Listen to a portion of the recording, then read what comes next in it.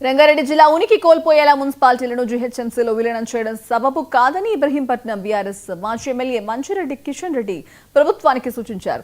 జిల్లా నాయకులను సంప్రదించకుండా ప్రభుత్వ నిర్ణయాలు తీసుకోవడం కుటిల బుద్ధికి నిదర్శనమని మంచిరెడ్డి కిషన్ రెడ్డి ఆరోపించారు. ఫ్యూచర్ సిటీ పేరుతో 56 గ్రామాలను ఇప్పటికే నాశనం చేశారు. రియల్ ఎస్టేట్ వ్యాపారులకు అనుకూలంగా ఫ్యూచర్ సిటీ అంటూ ప్రజలను తప్పుదోవ పట్టిస్తున్నారని మంచిరెడ్డి విలేకరుల సమావేశంలో ఉన్నారు.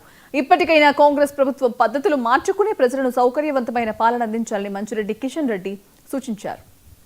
ఒక మేడ్చల్లో మల్లారెడ్డి లేకపోతే సబితాయింద్రారెడ్డి గారు మాట్లాడడం జరుగుతూ ఉంది. ఈ విషయం చేయకూడదు అనే ఆలోచనకు రావడం జరిగింది. మిగతా కాంగ్రెస్ వాళ్ళు ఇప్పుడు శాసనసభ్యులు ఏం చేస్తూ ఉన్నారో ఏం అర్థమైతే లేదా అనే ప్రజాప్రతినిధులా కారా అనేది నేను తెలుసుకోవాలా.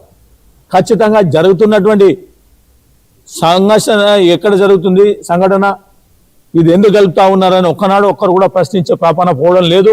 వాళ్ళకి తెలియదా, ప్రజలలో లేరా లేకపోతే ప్రభుత్వంలో లేరా అని నేను అడుగుతా ఉన్నా. అయిన తర్వాత తెలుసుకోవడం గొప్పతనం కాదు.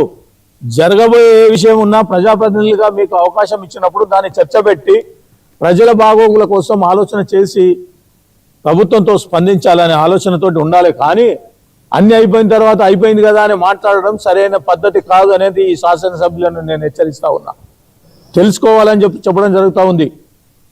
ఇవాళ అన్ని విషయాలలో ఆలోచన చేస్తే కంపెనీలు కూడా రంగారెడ్డి జిల్లాలో రావడానికి ఎంతో పెద్ద అవకాశం ఇప్పించడం జరిగింది. కేసీఆర్ ప్రభుత్వంలో బ్రహ్మాండమైన నిధులు రావడం జరిగింది. ప్రతి మున్సిపాలిటీకి ప్రతి సంవత్సరం ప్రతి నెల డబ్బులు రావడం జరుగుతూ ఉండే. గ్రామీణ